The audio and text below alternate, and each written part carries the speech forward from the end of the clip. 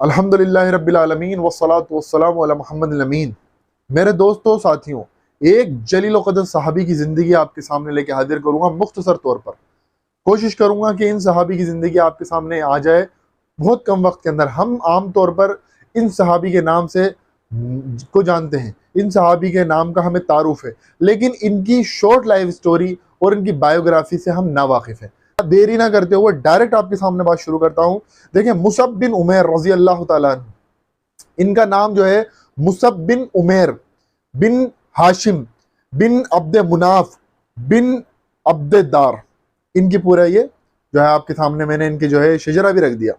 इनके वालिद जो थे ना वो थे उमैर, मुसअब इनका नाम है और इनके वालिद का नाम था उमैर, और इनकी वालिदा का नाम जो था ना हन्नाज बिनते मालिक, इनकी वालिदा का नाम था। और इनकी जो कुनियत थी, हालांकि मशहूर ये अपने नाम से ही हुए हैं मुसअब बिन उमैर, लेकिन इनकी कुनियत जो थी वो थी अबू मोहम्मद। इसी तरह से देखें, इस्लाम कबूल करने से के वाक़े से पहले आपके सामने इनकी कुछ मुख्तसर से इनके बारे में मालूमात हासिल कर लें। शहजादा किस्म की ज़िंदगी जिया करते थे। शहजादा किस्म की क्या कहें, शहजादे ही थे। आप देखें, इनका जिस बदन पे लिबास, इतना महंगा लिबास ये पहना करते थे, और इनके जब इनकी सवारी गलियों में निकलती थी मक्का के, तो पूरी गली इत्तर से जो है महक उठती थी, यानी इस कदर का बेहतरीन इत्तर ये लगाया करते थे।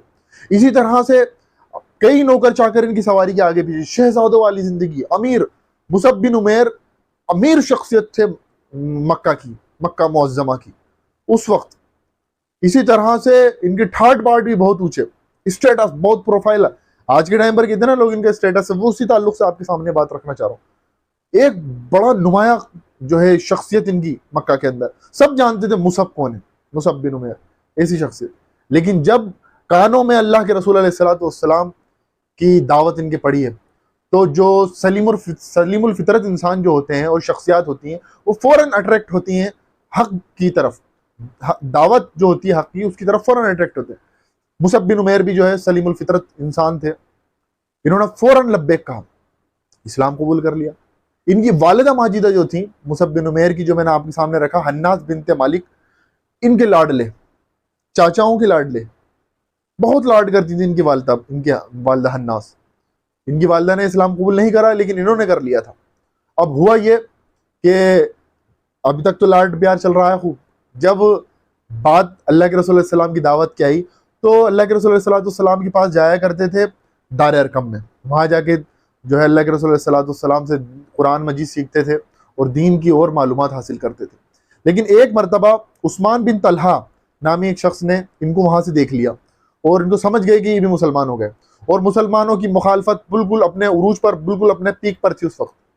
अब हुआ ये कि इन्होंने जो है कि इनके ख़ानदान में जाके बता दिया। अब वालिदा माजिदा ने, इसी तरह से इनके चाचाओं ने साफ तौर पर कह दिया, अगर तुम्हें मोहम्मद, वो तो मोहम्मद ही कहते थे, हम सल्लल्लाहु अलैहि वसल्लम कहते हैं, अगर तुम उनकी दावत पर रहना चाहते हो, उनका दीन कबूल करना चाहते हो, तो ये ऐश व इशरत और ये आसाइश की ज़िंदगी छोड़नी पड़ेगी, ये मन मर्जी की ज़िंदगी छोड़नी पड़ेगी। अब अपने कमाओ और अपने खाओ, अब तुम्हारे ठाट बाटे से नहीं रहेंगे। अब देखें, ये वक्त था हक और बातिल में से किसी एक को चूज करने का। हजरत मुसअब बिन उमैर रजी अल्लाह तआला अन्हु ने वो ऐश व इशरत, वो आसाइश की, वो आसानियों की ज़िंदगी, वो मन मर्जी की ज़िंदगी, सबको त्याग दिया, सबको छोड़ दिया, और अल्लाह के रसूल सल्लल्लाहु अलैहि वसल्लम के दीन के ऊपर उन्होंने इस्तिकामत दिखाई। इसे कहते हैं कालू रब्बुनल्लाह सुम्मा इस्तकामू, कह दो अल्लाह हमारा रब है और उस पर जम जाओ। और आप देखें फिर आगे, इनकी वालिदा ने कहा कपड़े तक उतरवा लेंगे तुम्हारे, ये कपड़े जो पहनने के हैं, पोशाक, ये भी उतरवाएंगे, ये भी तुम्हारे पैसों की नहीं है, ये भी हमारे खानदान के पैसों की है। हत्ता कि उनके कपड़े तक उतरवा लिए गए। एक टाट से बने हुआ कपड़ा बांध के अल्लाह के रसूल सल्लल्लाहु अलैहि वसल्लम की खिदमत में पहुंचे। अल्लाह के रसूल सल्लल्लाहु अलैहि वसल्लम को इनको देख के आंख में आंसू आ गए। देखिए, शख्सियत भी कुछ ऐसे ही थे। जो मुसअब अभी मक्का की गलियों से गुजरता था, तो लोग उसको देखकर अश अश करते थे, रश्क करते थे, कुछ हसद भी करते होंगे। लेकिन आप देखें आज वही मुसअब किस हालत के अंदर। बहरहाल इनके खानदान वालों ने पर जुल्म सितम करा। ये इनकी मैंने आपके सामने एक बात और रख देनी, किस कबीले से थे ये, जो है पहले तो ये बात समझिए, कुरैश में से मुहाजिर ही है, अंसार में से नहीं, मुहाजिर है। दूसरा, अब अब्देदार जो है ना, इनका कबीला था अब्देदार, वो अब्देदार नाम से ही मशहूर हुआ। जो है अब्दारी भी इनको कहा जाता था, यानी इनको जैसे अब्दारी भी कहा, अल्लाह के रसूल सल्लल्लाहु अलैहि वसल्लम को हाशिमी कहा जाता है, इनको अब्दारी भी कहा जाता था, लेकिन ये मशहूर अपने नाम से हुए। देखें इतना जुल्म सितम इनके ऊपर किया गया कि इनको हबशा की हिजरत करनी पड़ी। बहरहाल ये फिर वहां से वापस आ गए, वो एक लंबी स्टोरी है, वहां से वापस मक्का आ गए। फिर अल्लाह के रसूल सल्लल्लाहु अलैहि वसल्लम को 3 साल तो शेब अबी तालिब में काटना पड़ा, बाइकॉट। कुरैश ने अल्लाह के रसूल सल्लल्लाहु अलैहि वसल्लम का, यानी कुरैश के काफिरों ने अल्लाह के रसूल सल्लल्लाहु अलैहि वसल्लम का बाइकॉट कर दिया था 3 साल के लिए। शेब अबी तालिब के अंदर भूख प्यास और जो है बाइकॉट का सामना करा अल्लाह के रसूल ने। 790 से लेके जो है 7-10-90 तक आपने जो है बाइकॉट का सामना करा, ये 3 साल तकरीबन। इसके बाद शेब अबी तालिब से अल्लाह के रसूल 1090 में वहां से निकले और वो बाइकॉट खत्म हुआ है। वो भी एक लॉन्ग स्टोरी, इंशाल्लाह मैं वक्तन फवक्तन आपके सामने रखता रहूंगा। 1090 में अल्लाह के रसूल ने ताइफ का सफर करा। 1090 में ताइफ का सफर से जब वापस लौटे हैं तो अल्लाह के रसूल ने अपनी दावत को बूस्ट कर दिया था बहुत जोर से। अब अल्लाह के रसूल गली गली जाते और लोगों को दावत देते। अब हुआ ये कि एक मरतबा एक जगह पर अल्लाह के रसूल ने 6 लोगों को देखा जो यसरिब से आए हुए थे हज के दौरान, हज के महीनों में। हज कुफर के ज़माने से हज था, लेकिन उसकी शक्ल बिगड़ी हुई थी, जैसे नमाज भी थी उनके, लेकिन नमाज की भी उन्होंने शक्ल बिगाड़ दी थी। तो 6 लोग आए हुए थे यसरिब से, जो कि बाद में उसका नाम मदीनातुन नबी पड़ा है, आप जानते होंगे। फिर बाद में उसी जगह का नाम मदीना पड़ा, अल्लाह के रसूल जब हिजरत करके मदीना गए। तो यसरिब से 6 लोग आए थे, उनको अल्लाह के रसूल ने दावत दी। उन्होंने उस दावत को कबूल कर लिया, क्योंकि यसरिब में यहूदी रहते थे और यहूदी जो नबी आने वाले हैं उनकी बातें करते थे। और वो कहते थे जब हमारा नबी आ जाएगा ना तो हम तुमसे लड़ेंगे, क्योंकि यसरिब में जो है ये अंसार की और जो है यहूदियों की लड़ाइयाँ होती थी, यानी औस और खजरत के कबीले की और यहूदियों के आपस में लड़ाइयाँ होती थी। तो ये कहते थे कि जब हमारा नबी आ जाएगा, जब हम तुम्हें बताएंगे। तो अल्लाह के रसूल अलैहि सलाम ने जब उनको दावत दी तो फौरन उन्होंने उस पर दावत पर लब्बैक कहा, क्योंकि यहूदी जो है वो पहले से एक दावा कर रहे थे नबी के आने का। तो उन्होंने फौरन लपक के उस दावत को कबूल करा, क्यों ना हम पहले दावत को उस नबी के पहले मानने वालों में क्यों ना शुमार हो। तो उन्होंने दावत कबूल कर ली और वो वापस यसरिब चले गए, जो कि मदीनातुन नबी बनने वाला था। अब अगले साल वो वापस आए और तकरीबन 12 लोग थे, इसमें 6 तो पुराने ही थे और बाकी 6 जो है नए थे। उन्होंने भी अल्लाह के रसूल सल्लल्लाहु अलैहि वसल्लम के हाथ पर ईमान कबूल करा और अल्लाह के रसूल सल्लल्लाहु अलैहि वसल्लम से उन्होंने एक दरख्वास्त करी। ये बैत अक़बा ऊला कहलाती है, यानी अक़बा की फर्स्ट बैत। अब हुआ ये कि इन्होंने अल्लाह के रसूल सल्लल्लाहु अलैहि वसल्लम से डिमांड करी कि हमारे पास आपका कोई सहाबी जो है शागिर्द जो हमारे पास साथ भेजें, जो कि हमारी तालीम तरबियत का काम हमारे साथ करे, यानी यसरिब के अंदर, और दावत का काम करे, क्योंकि दावत को बूस्टअप भी करना है। तो अल्लाह के रसूल सल्लल्लाहु अलैहि वसल्लम ने देखे मुसअब बिन उमैर जो कि हबशा से वापस आ गए थे मक्का में, अल्लाह के रसूल ने दावत का काम करने के लिए मुसअब बिन उमैर को रवाना करा। देखें हजरत मुसअब बिन उमैर को देखें, दौलतमंद शख्स लेकिन सलीमुल फितरत और दीन पर जम जाने वाले। बहुत से लोग कहते हैं दौलत आने लोग भेज जाते हैं, देखें यहाँ पर हमारी साहबियों को देखें दौलत तक कुर्बान कर दी। और आगे आगे जो मैं आपके साहबियों का बयान करूंगा आप इंशाल्लाह उसको भी सुनिएगा। तो मुसअब बिन उमैर को उनके साथ रवाना किया। वहां पर मुसअब बिन उमैर ने जाके दावत और तबलीग का काम शुरू करा। मुसअब बिन उमैर जिस घर में रहे, जिनके मेहमान बने, जिन अंसारी सहाबी के, तो वो थे असद बिन जुरार। और ये मुसअब बिन उमैर जिनके घर में रहे, असद बिन जुरार, ये साद बिन मुआज की जो है खालादाद भाई थे, और ये दोनों आपस में कजन भी थे, जाहिर सी बात है। और साद बिन मुआज आप जानते हैं कि ओस, एक तो ओस और खजरज कबीला है, तो ओस कबीले के सरदार थे साद बिन मुआज, बड़ा रुतबा था उनका अपने जो है कबीले के अंदर। अब हुआ ये, साद बिन मुआज रज़ी अल्लाह ताला अन्हु को ये पता था कि मेरा खालादाद भाई जो है ये ईमान लिया है, गुमराह हो गया, उनके नज़दीक गुमराह हो गया है, तो मुसअब बिन उमैर के साथ घूम रहा है। तो उनको बड़ा गुस्सा तो आता था, लेकिन वो ख़ानदानी ताल्लुकात की बिना पर कुछ बुरा भला उनको नहीं कहते थे। वो कहते चलो छोड़ो, अपने मर्जी से करे, पर इस काम पर जो है ना उनको टोका टाकी नहीं करते थे, खामोशी इख्तियार कर लेते थे कि ख़ानदानी मामला थे। एक मरतबा मुसअब बिन उमैर को जो है अपने साथ लेके असद बिन जुरार जो है बनु जफ़र के मोहल्ले में पहुंचे। अब बनु जफ़र के मोहल्ले में पहुंचे तो साद बिन मुआज भी वहां पर मौजूद थे। उसैद बिन हुज़ैर नाम ये भी एक शख्स मौजूद थे, इन्होंने भी बाद में इस्लाम कबूल कर लिया।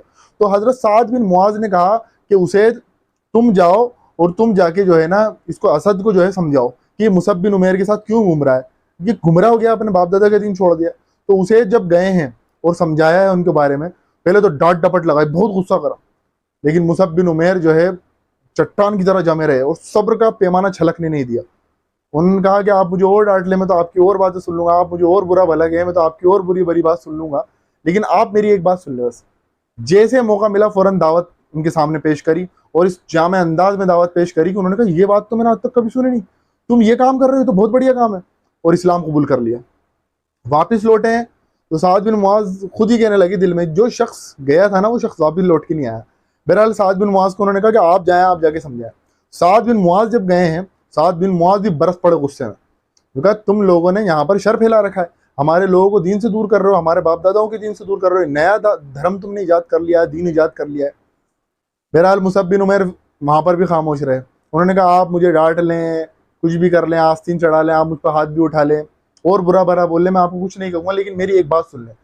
बस साद बिन मुआज जब थक गए बोल बोल के, तो मुसअब बिन उमैर ने अपनी दावत उनके सामने पेश करी। साद बिन मुआज खामोश, और फौरन इस्लाम कबूल करा और फौरन अपने मोहल्ले में चले गए।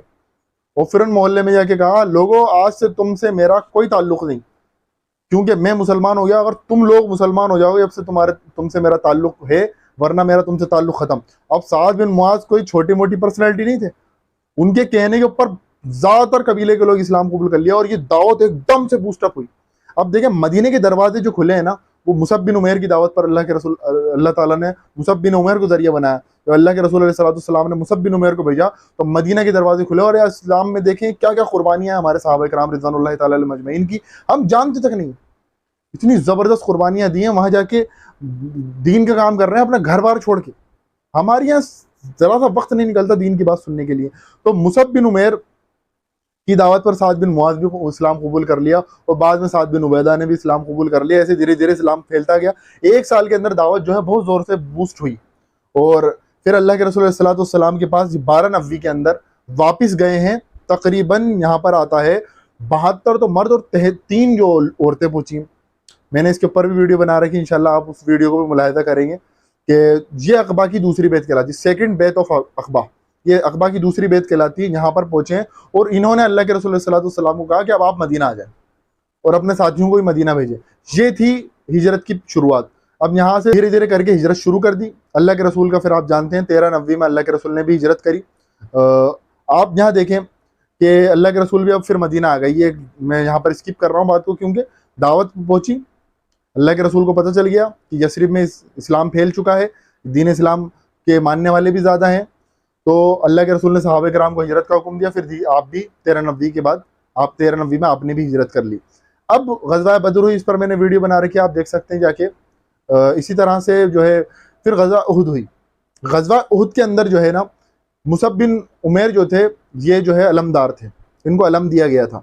और अलम गिरने का मतलब ये होता था कि जंग हार गए जैसे, तो अलमदार इन्हें बनाया था। तो इनके पास एक शख्स आया इनको कत्ल करने के इरादे से, इसका नाम आता है इब्ने कुमैया। इब्ने कुमैया ने हज़रत मुसअब बिन उमैर को टारगेट करा कि इसको गिरा दो। गज़वा उहुद में आप जानते हैं कि गज़वा उहुद में मुसलमानों से बड़ी गलती हो गई थी, जिसमें मुसलमानों के तकरीबन 70 शहीद हुए। उसमें बड़े बड़े नाम आते हैं, एक तो खुद मुसअब बिन उमैर भी शहीद हुए हैं, इसी तरह से अब्दुल्ला इब्ने जहश शहीद हुए, इसी तरह से हमजा इब्ने अब्दुल मुत्तलिब शहीद हुए। बड़े बड़े नाम इस जंग के अंदर शहीद हुए हैं। आप देखें मुसलमानों की ज़रा सी गलती पर। तो इब्ने कुमैया ने जो है हज़रत मुसअब बिन उमैर को टारगेट करा और उनके बाजू पर मारा, तो उन्होंने दूसरे बाजू से अलम संभाल लिया। जब इस बाजू पर काटा तो इस दोनों हाथों से संभाल लिया। तो फिर इनके सीने के ऊपर जो है तीर मारा, जिससे जो शहीद हुए और गिर गए। अब देखें जिस शख्स की ज़िंदगी ऐश व इशरत के अंदर और आसाइश में गुजर रही थी, अब उनके आखिरी वक्त आप देखें, जब इनके दफन करने के लिए जब ये शहीद हो गए और गज़वा उहुद पूरी निमट गई है, मुकम्मल हो गई है, उसके बाद कुरैश चले गए हैं मक्का, तो हुआ क्या आप देखें, मुसअब बिन उमैर के जिस्म के ऊपर पूरा कपड़ा तक नहीं था उन्हें दफन करने के लिए। उनका चेहरा ढकते थे, उनके पैर खुल जाते थे, पैर ढकते थे, चेहरा खुल जाता।